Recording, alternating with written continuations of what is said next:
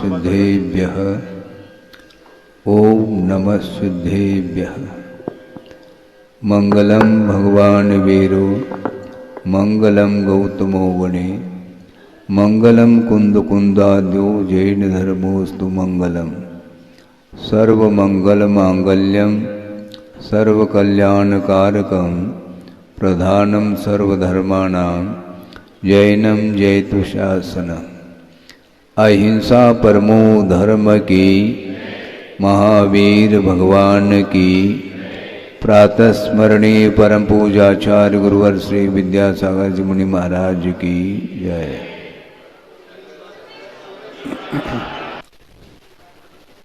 संसार में बहुत सारे ऐसे पदार्थ हैं जिनको हम आसानी से प्राप्त कर सकते हैं। वह सुलभ हैं क्योंकि पंचेंद्रिय के विषय दुर्लभ नहीं हुआ करते, वो सुलभ है जिनको इस संसारी प्राणी ने पुरुषार्थ के माध्यम से अनेकों बार उपलब्ध किया है। इसके उपरांत भी बार बार उन्हीं पदार्थों का उपभोग किया है और छोड़ दिया है।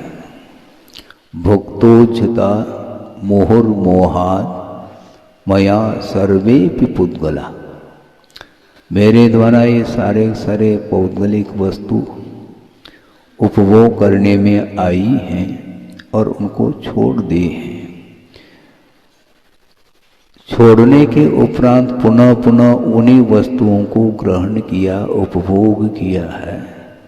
इसलिए मम विज्ञस्य का स्पृहा ऐसा कहा, मैं तो अब विज्ञ हुआ हूँ। जब तक अज्ञानता थी तब तक उन्हीं पदार्थों का आलंबन लिया, उसका उपभोग किया। अब जागृति आई है, इसलिए अब उन पदार्थों के प्रति मेरी कोई स्पृहा अर्थात इच्छा नहीं है, क्योंकि उच्चिष्टेषु इव ऐसा कहा। कैसा पौद्गलिक परिणमन है, विस्मय होता है।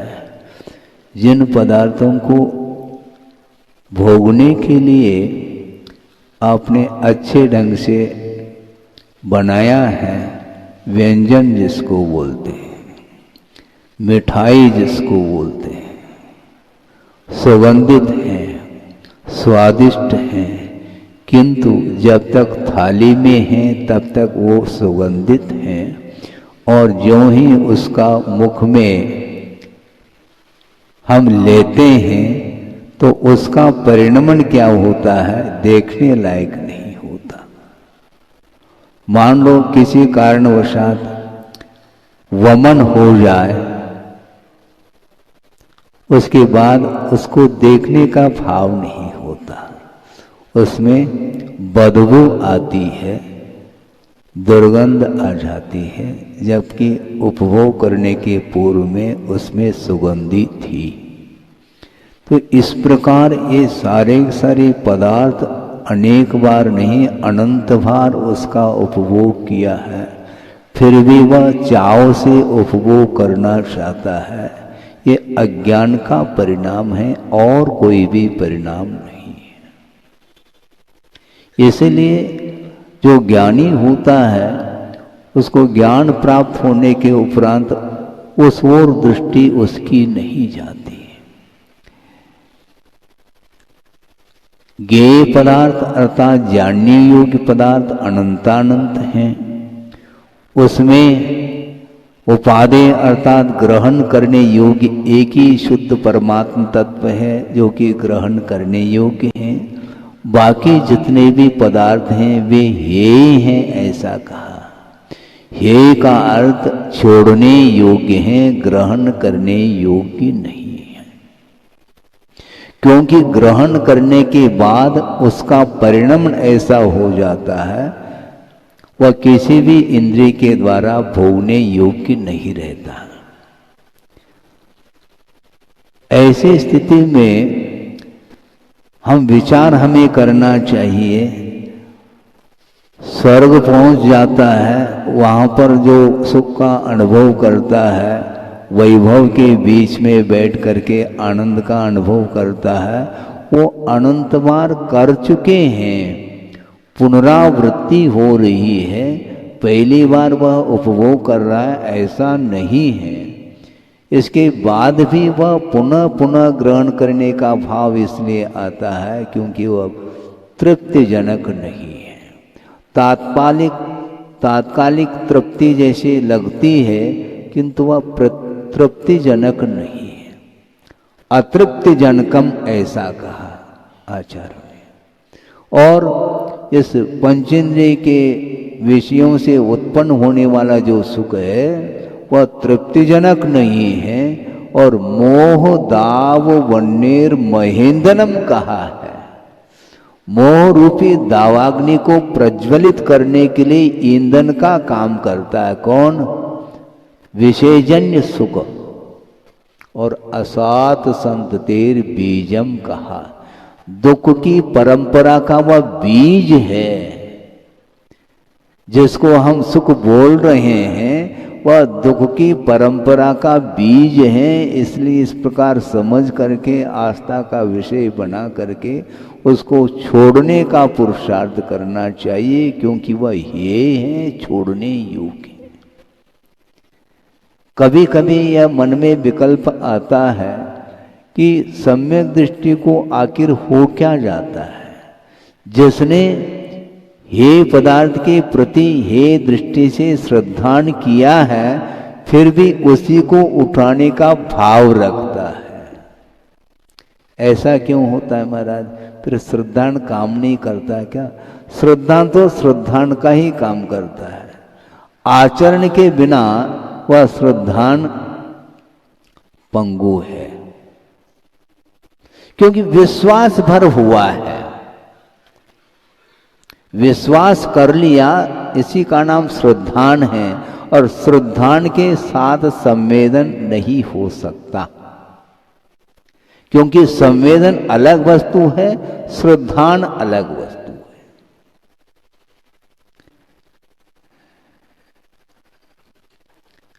आपको मिश्री का ज्ञान है क्या? नहीं। शुगर जिसको बोलते हैं वो कैसा होता है? शक्कर मीठा होता है। उसका सर्वांगीण वर्णन कर लो, एक लेखबद्ध कर लो। इसके उपरांत भी आपको स्वाद क्या आ रहा है यह पूछना चाहता हूं। स्वाद आपको बिल्कुल नहीं आएगा।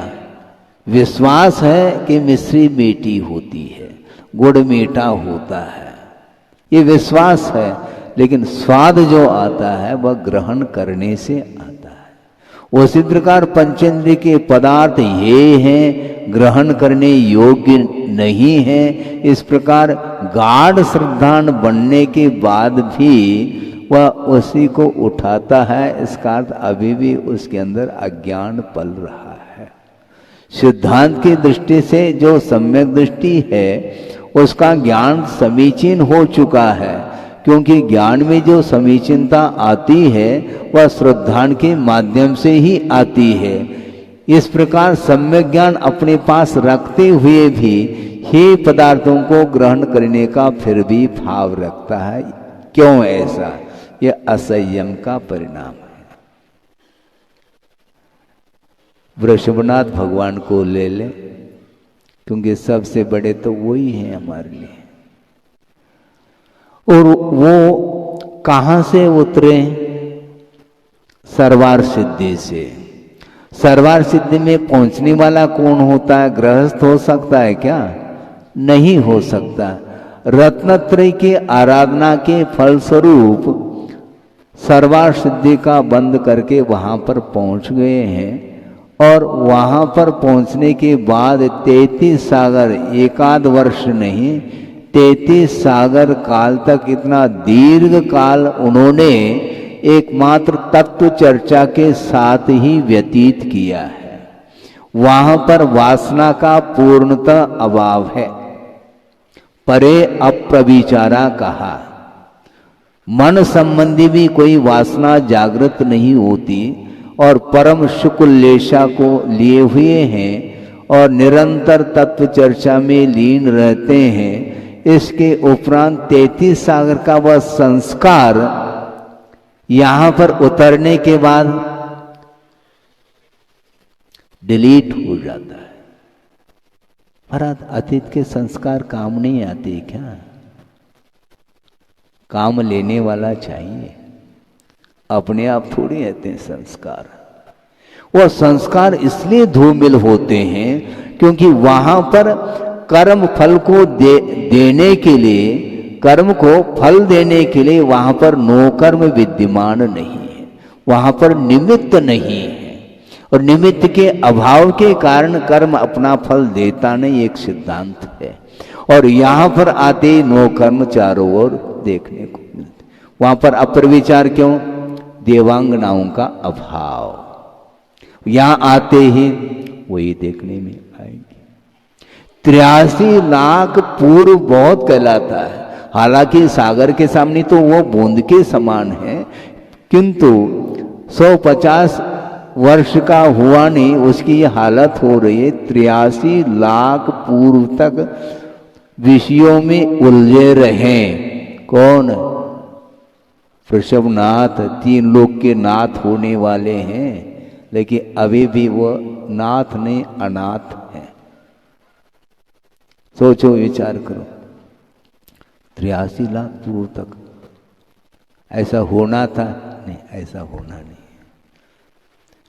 उनका वह ज्ञान पर वस्तु से प्रभावित है, ये इसको आप नकार नहीं पाओगे। हाँ, क्षायिक सम्यक दर्शन है, हाँ, गाढ़ श्रद्धान, हाँ, श्रद्धान रखो गाढ़, हाँ, 3 ज्ञान के धारी हैं। बाय बर्थ अनुगामी अवधिज्ञान लेकर के आए हैं, क्षायिक सम्यक दर्शन है और उसी भोग से मुक्त होने वाले हैं, उनका अकाल मरण नहीं है। इसके बाद वह वैभव उनको आकर्षित क्यों कर रहा है, जबकि सम्यक ज्ञान उनके पास है? सम्यक ज्ञान होना अलग वस्तु, किंतु त्याग का भाव जब तक नहीं है तब तक वह हे वस्तु को उठाता चला जाता है। ये असंयम का प्रभाव है। अप्रत्याख्यानावरणीय कषाय का इतना जबरदस्त प्रभाव है, तो अनंतानुबंधी का प्रभाव कितना होता होगा, आप अनुमान लगाओ। हाँ, अनंतानुबंधी कषाय उसको बोलते हैं। उसको अनंतानुबंधी क्यों कहा? आप थोड़ा सा आगम ग्रंथ को खोलने का पुरुषार्थ करो कि पूजपा स्वामी ने सर्वार्थ सिद्धि में स्पष्ट किया है, मिथ्यात्वम अनंतम। मिथ्यात्व को अनंत कहा, क्यों? अनंत संसार कारणत्वात्, अनंत संसार के लिए कारण होने के कारण मिथ्यात्व को अनंत कहा। और उसको बांधने वाली जो प्रकृति है उसका नाम अनंतानुबंधी क्रोधमान माया।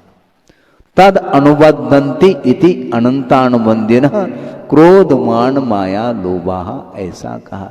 मिथ्यात्व प्रकृति बंध योग्य तो है, किंतु बांधती नहीं। वो मिथ्यात्व को बांधने वाली प्रकृति कौन सी? अनंतानुबंधी कषाय है, जो कि अनंत को बांधने की क्षमता वह रखती है, वह अनंतानुबंधी कषाय। इसलिए अनंतानुबंधी का क्षय हुआ है, दर्शन मुनि का भी पूर्णतः क्षय हो चुका है। इसके बाद भी अप्रत्याख्यानावरणीय कषाय की तीव्रता के कारण वृषभनाथ भगवान 83 लाख पूर्व तक उन विषयों में उलझते रहे। एक और नीलांजना की बात करते हैं। नीलांजना का दृश्य वो देख रहे हैं, वह सम्यक दृष्टि है क्या? नहीं है। फिर सम्यक दृष्टि होने के उपरांत भी इस प्रकार क्यों हो रहा है? राग का अभाव नहीं हुआ। अनंतानुबंधी जन्य राग का अभाव हुआ है, किंतु अप्रत्याख्यानावरणीय संबंधी जो राग है उनको नचा रहा है। वंस मोर कह रहे हैं वो, और अब सोचो विचार करो। अनंत भार भोगने के बाद भी सामान्य व्यक्ति की बात जुदी है, किंतु वृषभनाथ को क्या हो गया? इसी को बोलते हैं आकर्षण। मन को संयत बनाना खेल नहीं है। हाँ, मन को केंद्रित करना खेल नहीं है। एक छात्र आया मेरे पास, कॉलेज का छात्र था। उसने कहा कि महाराज मैं बहुत परेशान हूँ। क्यों, क्या बात हो गई? बहुत पुरुषार्थ करता हूँ किंतु मेरा मन स्थिर नहीं हो पा रहा है। मेरा मन बहुत अस्थिर है महाराज, इसके लिए मैं क्या करूँ? तो हमने कहा कि कौन कहता है कि तुम्हारा मन अस्थिर है? जो आपके लिए अभिष्ट है वहां पर तुम्हारा मन स्थिर है। जहां लगाना चाहते हैं वहां पर नहीं लग पा रहा है, किंतु जहां पर लग चुका है वहां पर तो स्थिर है ना। कहीं ना कहीं आपका मन स्थिर है, तो पक्की बात है। जहां केंद्रित करना चाहते हैं वहां पर स्थिर नहीं हो पा रहा है। ऐसा क्यों होता है महाराज? क्यों, क्या? निमित्त जैसे मिलते चले जाते हैं उसका प्रभाव पड़ता चला जाता है। आप भेजते हैं अपने बच्चों को पढ़ने के लिए, कहाँ पर भेजते हैं? सतना में नहीं महाराज, सतना में वह प्रबंध नहीं है, वो क्वालिटी नहीं है। तो कहाँ पर है? हाँ, कोटा। उसके बिना कोटा पूर्ण नहीं हो पाता। कोई कोटा भेजता है, कोई बॉम्बे भेजता है, कोई पूना भेज देता है, कोई दिल्ली भेज देता है, कोई बेंगलोर भेज देता है।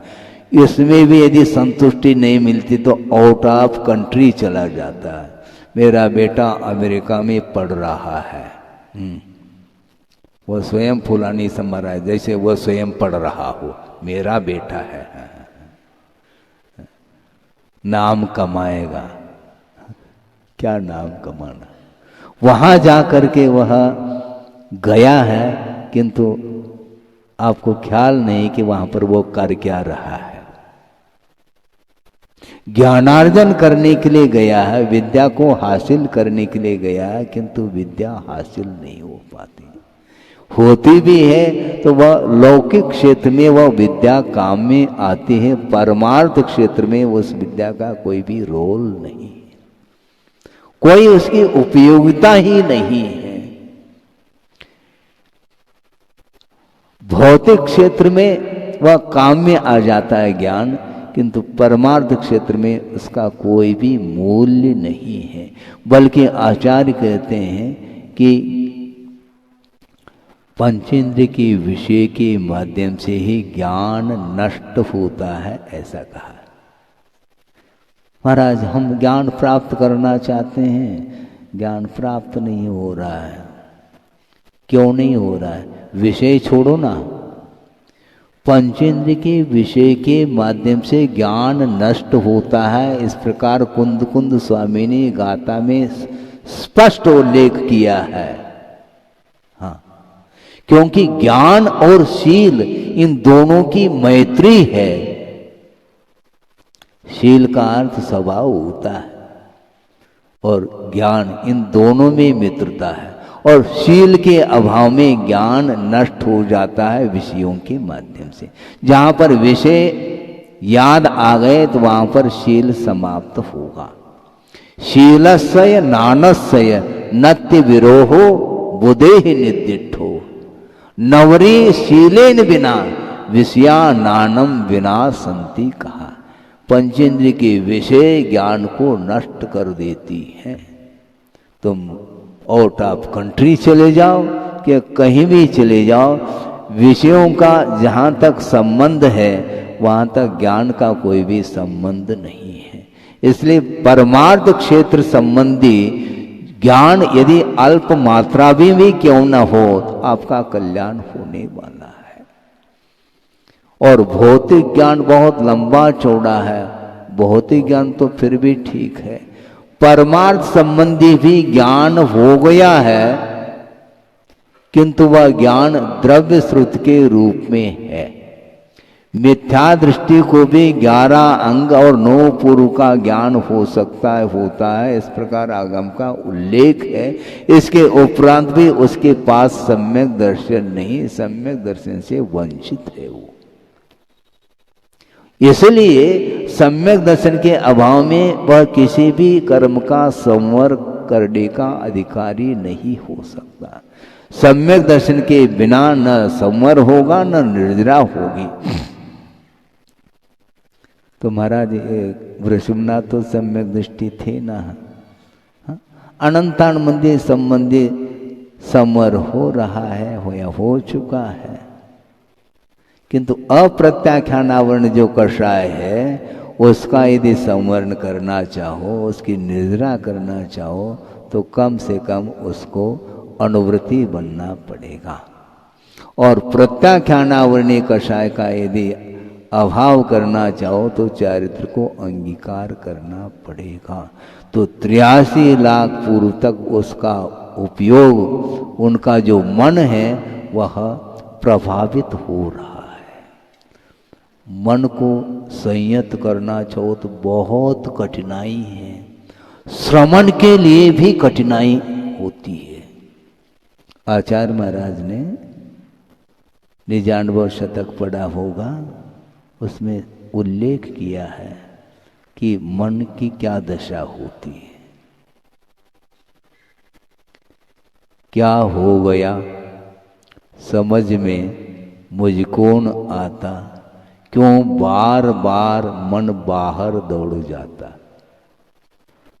स्वयं आचार्य कह रहे हैं, और स्वाध्याय ध्यान करके मन रोध पाता, पैश्वान सा मन सदा मलशोध लाता।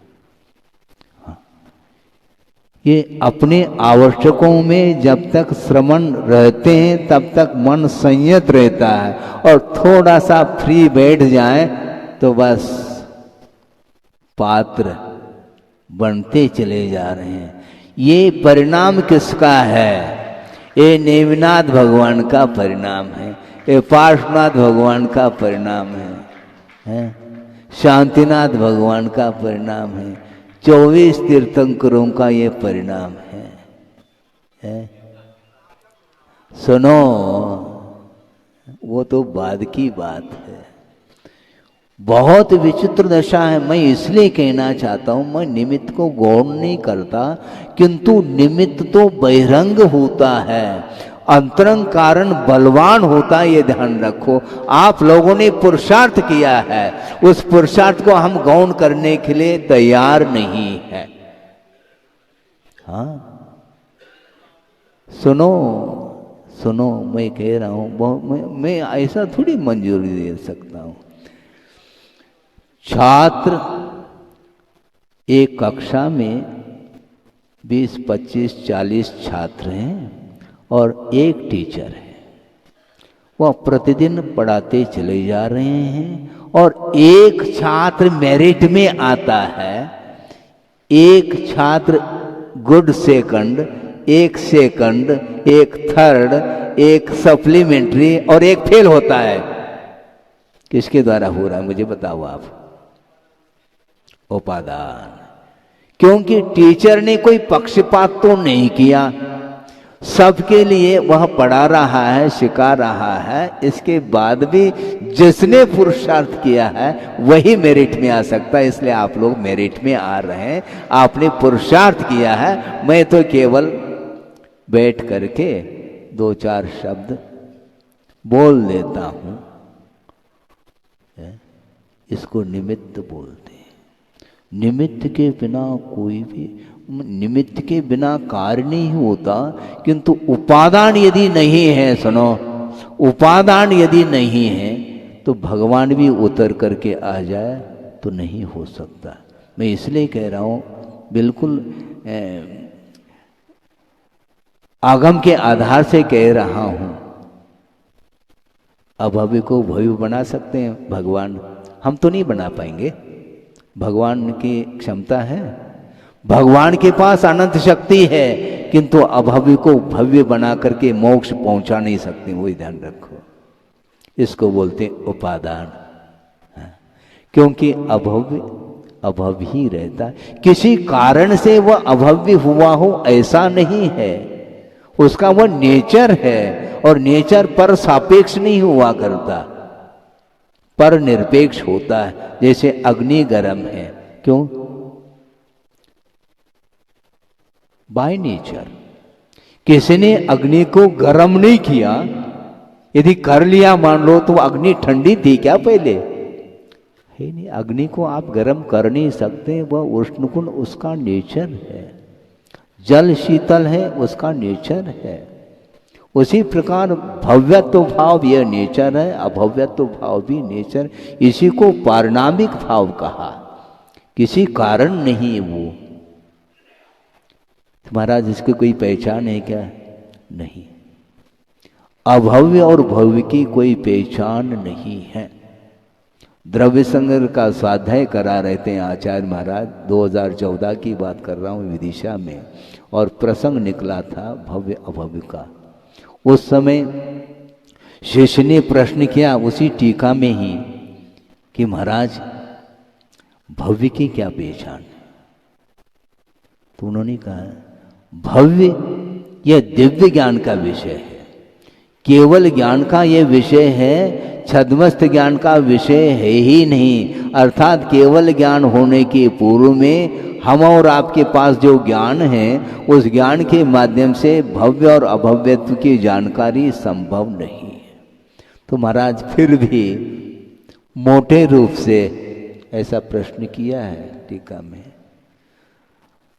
तो कुछ तो लक्षण होंगे महाराज, वो पकड़ में नहीं आते हैं, वो नेचर है, ठीक है, लेकिन फिर भी थोड़े बहुत तो आप बता दो ताकि हम तसल्ली हमें हो जाए। तो उन्होंने ये कहा कि कोई भी कार्य संपादित होता है उसके लिए कारण बहुत सारे होते हैं, द्रव्य, क्षेत्र, काल, भव और भाव, ये 5 चीजें हो गई। भाव तो स्वसापेक्ष है और द्रव्य, क्षेत्र, काल ये परसापेक्ष है। तो द्रव्य मिल गया, औदारिक शरीर मिल गया, क्षेत्र मिल गया, आर्यखंड मिल गया, उच्च कुल मिल गया, देव गुरु शास्त्र का समागम मिल गया, चतुर्थ काल मिल गया, भव्य मिल गया, सब मिल गया। इसके बाद भी यदि मान लो भाव नहीं होता है, ओम शांति, इसके बाद भी यदि मान लो मोक्ष मार्ग की ओर बढ़ने के लिए कदम नहीं उठते हैं, भाव नहीं होता है, तो वह नियर अबाउट कहा, एकदम नहीं कह सकते क्योंकि वह केवल ज्ञान का विषय है, उसको अभव्य कहा जा सकता। क्योंकि बात यह है द्रव्य क्षेत्रादि के मिलने के उपरांत भी भाव क्यों नहीं हो रहा है, यह प्रश्न है। एक उदाहरण दिया था गुरुदेव ने इसी प्रसंग में, मान लो आपको किसी ने निमंत्रण दे दिया, काय के लिए? भोजन के लिए, और निमंत्रण दे करके आपको ये भी पूछ लिया कि आपको जो पसंद हो वो हम बनाएंगे, और पसंद मन पसंद की चीज बना करके बिल्कुल थाली परोस दी और उनको बड़े आदर के साथ कहा कि आइए बैठिए। वो चालू नहीं कर रहा है, भोजन कर नहीं रहा। उन्हें सोचा कि हो सकता है कोई चीज रह गई हो और कोई, सब ला करके रख दी, चालू करिए, मौन बैठा है। तो उसमें गुरुदेव ने ये कहा कि 2 विकल्प हो सकते हैं इसमें, या तो वो भरपेट भोजन करके आया है इसलिए नहीं खा रहा है, या तो उसको भूख नहीं लगी, 2 ही तो कारण। तीसरा कौन सा कारण है? उसी प्रकार द्रव्य क्षेत्रादि के अनुकूल मिलने के उपरांत भी वह आगे भाव क्यों नहीं करना चाहता है? उपादान इसी को बोलते हैं। योग्योपादान योगेन, एक सामान्य उपादान होता है जो सबके पास है, किंतु योग्य उपादान भी अपना काम करता है। इसलिए आप लोगों ने जो भाव पवित्र बनाए हैं, ये आपने पुरुषार्थ किया है, इसके अलावा संभव नहीं हो सकता। क्योंकि पुण्य के उदय में संपदा मिल सकती है। क्या कहा? पुण्य के, क्योंकि पुण्य का उदय जो हुआ है, आपने पुण्य संचय किया है पुण्य का, तो उदय आया है। तो पुण्य के उदय में वैभव मिल सकता है, संपदा मिल सकती है, किंतु उस संपदा का सदुपयोग करने के लिए साथ से पुण्य की आवश्यकता है, जो कि आपके पास। अन्यथा उस वैभव का उपयोग संसारी प्राणी ने अनंत बार विषयों में किया है। धार्मिक क्षेत्र में वित्त का सदुपयोग करने के लिए साथ से पुण्य का संचय आपने किया होगा, इसमें कोई संदेह नहीं। उसके बिना दान के परिणाम हो नहीं सकते। यथा योग्य हो, इसमें कोई बाधा नहीं है हमें, किंतु जो देने का भाव आया है, ये बिना धर्म के संभव है क्या? संभव नहीं है। उस पदार्थ के प्रति मोह नहीं रहा और वो दे रहा है, दे रहा, और इधर उधार देने के लिए 10 बार सोचना पड़ रहा है उसको, हम नहीं दे पाएंगे उधार, क्योंकि वहां पर दान नहीं है। और दान की बात आती है, वह ये सब क्या है? ये सब धर्म का प्रभाव है। बिना धर्म के प्रभाव के संभव नहीं है। इसलिए उपादान आप लोगों का तगड़ा है, बिल्कुल मानना पड़ेगा। अन्यथा एक व्यक्ति मेरिट में आया, दूसरा फेल क्यों हुआ? जबकि टीचर ने सबको समान रूप से पढ़ाई कराई। नहीं, मेहनत जिसने की है उसने पाया। इसी प्रकार मेहनत करते रहो। महाराज आप यहीं पर बने रहो तो हम मेहनत करेंगे। है? हम कैसे बने रह सकते हैं? क्योंकि आगम की आज्ञा है कि साधु कभी भी एक स्थान पर बना नहीं रह सकता। बहता पानी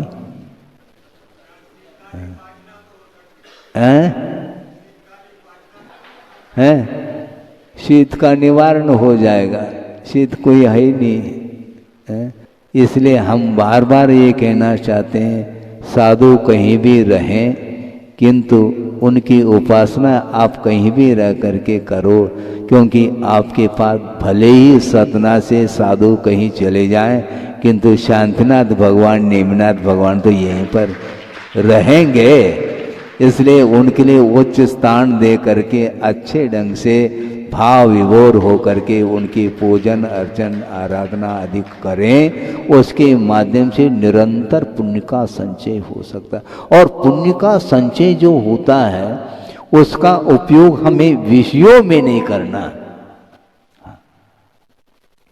मोक्ष मार्ग में पुण्य बाधक नहीं, किंतु पुण्य का जो फल है वह बाधक है, ये कहा है। पुण्य का सेवन नहीं करना, पुण्य करते चले जाओ और उसका उपयोग मोक्ष मार्ग में करो, धार्मिक क्षेत्र में करो। उसके माध्यम से और विकास होता चला जाता है। आपका समय हो गया है, इसलिए वृषभनाथ भगवान का उदाहरण दे दिया। सोचो, विचार करो, उसी भव से वो मुक्त होने वाले हैं और मोक्ष मार्ग के नेता बनने जा रहे हैं। इसके उपरांत भी 83 लाख पूर्व तक उनको वही रहना पड़ा। इसको बोलते हैं जबरदस्त मोह का प्रभाव। और ये मोह अनंतानुबंधी संबंधी नहीं, इसके बाद भी इतना वह झकझोर कर रहा है उसको। अप्रत्याख्यान आवरणी कषाय। बिना मोह के कोई भी पदार्थ का ग्रहण नहीं हो सकता, ये लिख करके रखो। ग्रहण भाव जो होगा बिना मोह के संभव नहीं। परसेंटेज अलग वस्तु, ग्रहण करने का भाव है तो मोह है, शुक्ल लेशा वाला भी रहे किंतु वह भी ग्रहण करता है, वह गिरा हुआ फल ग्रहण कर रहा है।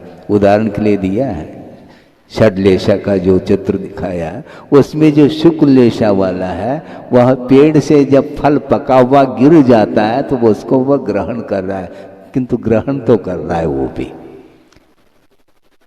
है। उसी प्रकार वह संज्वलन कषाय भी क्यों ना हो, ग्रहण तो होगा, क्योंकि मोह का परिणाम इसी को बोलते। इसलिए मोह को हमें कम करना। महाराज कैसे कम करें, ये पूछने की बात है क्या? आपने दीपक जलाया, ठीक है जलाया, जलना उसका स्वभाव है, लेकिन उसको तेज करना और मद्दा करना आपके हाथ की बात है। उसी प्रकार मोह का उदय तो होगा, किंतु मोह कौन कितने मात्रा में कर रहा है ये उसके ऊपर निर्धारित है। इसलिए आप अपने परिवार का पालन पोषण करना ये आपका दायित्व है, कर्तव्य है, करिए। अपने छोटे छोटे बालकों के ऊपर भी आप संस्कार, धार्मिक संस्कार डालिए और स्वयं अपने आत्मा के ऊपर भी धार्मिक संस्कार डालते हुए आगे बढ़ना है। इतना ही मेरा आशय है आज के इस विषय को लेकर के। अहिंसा परमो धर्म की जय। अहिंसा परमो धर्म की, महावीर भगवान की। प्रातः स्मरणी परम पूजाचार्य गुरुवर श्री विद्यासागर जी मुनि महाराज की जय।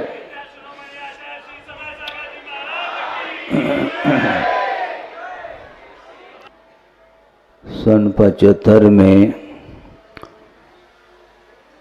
आचार्य गुरुदेव वर्षा युग की स्थापना उन्होंने यूपी में फिरोजाबाद जो महत्वपूर्ण स्थान माना जाता है वहाँ पर उन्होंने किया था। उस समय मेरा भी प्रवेश उनके संग में हुआ था।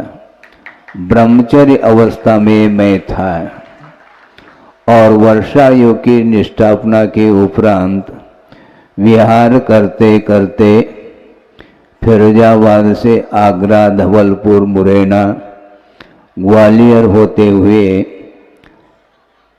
सोनागिरी जी सिद्ध क्षेत्र आना हुआ उनका, और वहाँ पर हम लोगों का पुण्य का उदय हुआ और उन्होंने अपने कर कमलों से क्षुल्लक दीक्षा हम लोगों के लिए प्रदान की, जो कि वह सोनागिरी सिद्ध क्षेत्र बुंदेलखंड का द्वार माना जाता है, ऐसा गुरुदेव के मुख से ही हमने सुना था।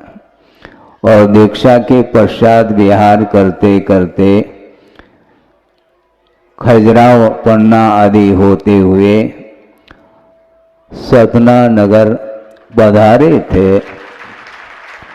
और जहाँ तक मुझे स्मरण है 1 सप्ताह उनका यहाँ पर मुकाम हुआ था और प्रतिदिन विभिन्न विषयों पर आध्यात्मिक प्रवचन उनके हुए। और यहीं का एक संस्मरण उन्होंने अपने मुख से रामटेक में सुनाया था। आर्य का संघ था और प्रातः काल में तत्व चर्चा होती थी, उसमें प्रसंग बनाया था। आप गौर से सुने, ध्यान दें कि गुरुदेव की दृष्टि, उनका जो मौलिक चिंतन है शायद ही कोई दूसरा कर सकता हो, ऐसा मुझे लगता है। और उन्होंने प्रसंग ये बनाया था कि आप लोग प्रभु की, गुरु की पूजन अर्चन करते हैं अष्टमंगल द्रव्य के माध्यम से। चिंतन ये था कि वह पूजन सामग्री के लिए आप मंगलमयी व पूजन सामग्री ऐसा बोल रहे हैं, जबकि वह सामग्री आपने जहाँ से खरीदी है वहाँ पर वह सामग्री मंगलमयी नहीं थी। वहीं से आपने अक्षत लिया है और वहीं से फल आदि लिए हैं। इसके उपरांत भी उसको मंगल क्यों कहा है, यह विचारणीय विषय है। यह दृष्टि का अंतर है। भोजन सामग्री और पूजन सामग्री में जमीन आसमान का अंतर देखने को मिलता है। भोजन करते समय भी आप इन्हीं सामग्री का सेवन करते हैं, किंतु उसके लिए मंगल द्रव्य नहीं माना जाता है वो, और इसको मंगल माना जाता है। क्योंकि जहाँ पर प्रभु की उपासना, गुरु की उपासना की बात आती है, वो समय वो सारे वस्तु मंगलमयी हुआ करती है।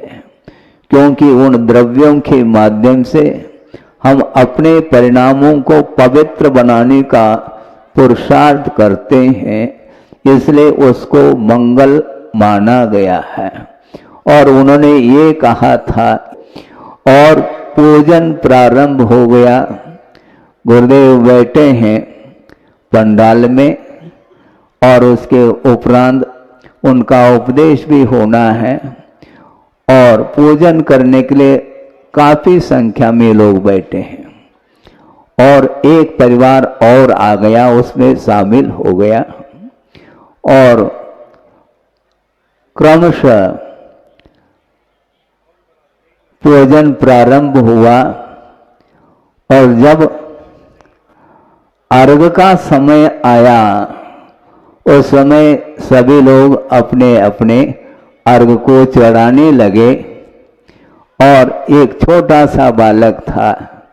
आप सोचे विचार करें कि कहाँ तो वह छोटा सा बालक है और बड़े पुरुषार्थ से उसने कुछ पैसा एकत्रित किया था,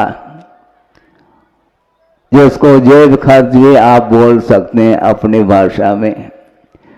और इसके उपरांत भी उन्हीं पैसों से उसने चॉकलेट खरीदे थे और मुट्ठी से उसने चॉकलेट चढ़ा दिया अर्घ के रूप में। आप सोचो, गुरुदेव बहुत अच्छे ढंग से देख रहे थे उसको, बहुत प्रसन्न हुए थे, और उन्होंने यही कहा, यही तो विशेषता है बुंदेलखंड की, छोटे छोटे बालकों में भी धार्मिक संस्कार देखने को मिलती है।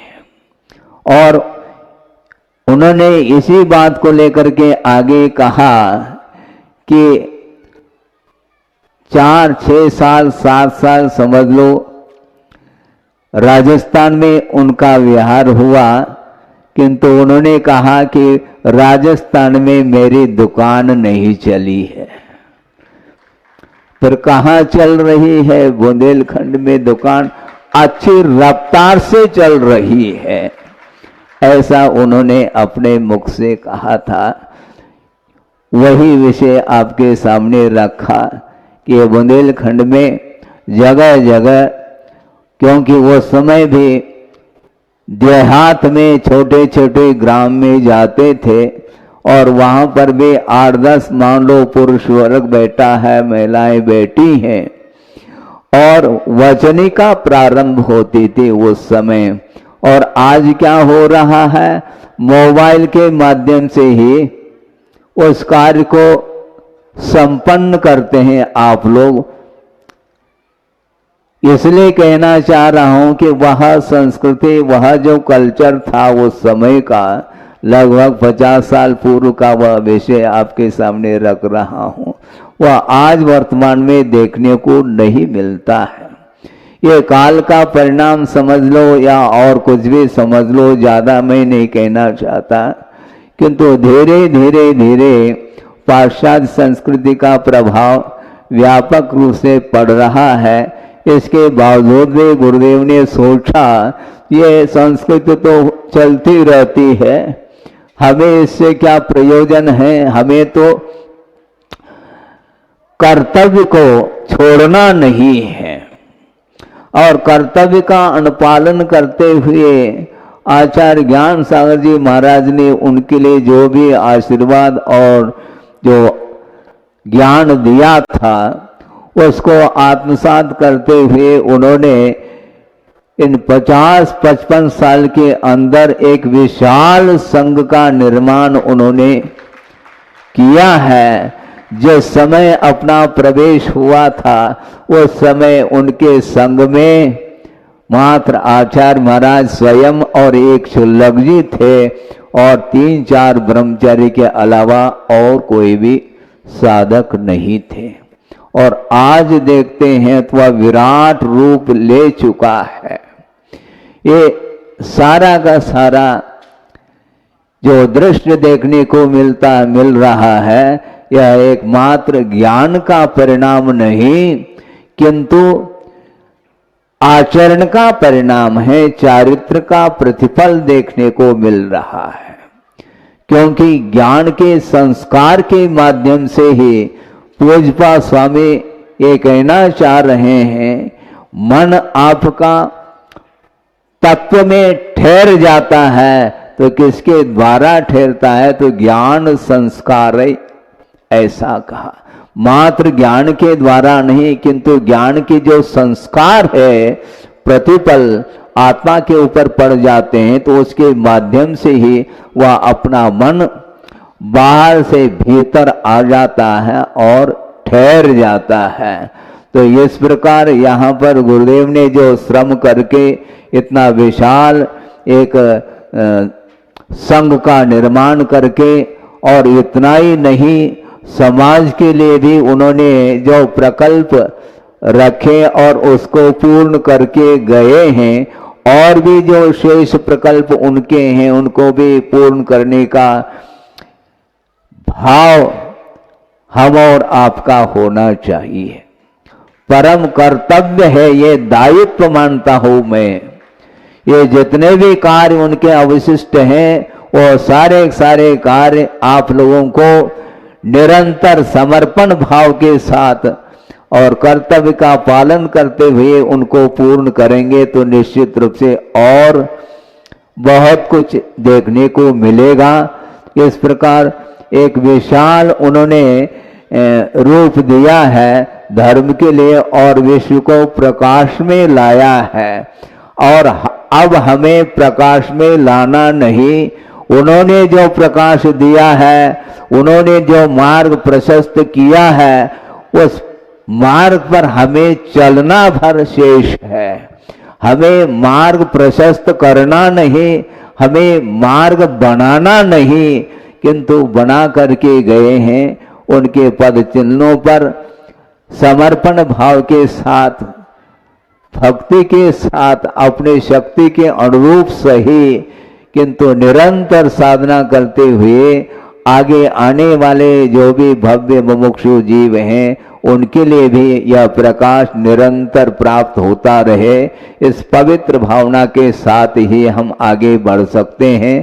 काफी समय हो चुका है और निर्यापक श्रमण अभय सागर जी ने आपके सामने जो विषय रखा है और बहुत सार गर्भित जो उन्होंने विषय रखा है वह 2 दिन के उपरांत वह आप लोगों के सामने आने वाला है।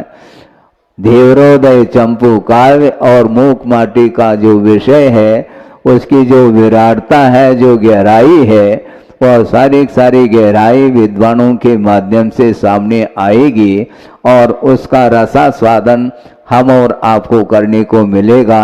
इतना ही पर्याप्त है। अहिंसा परमो धर्म की जय।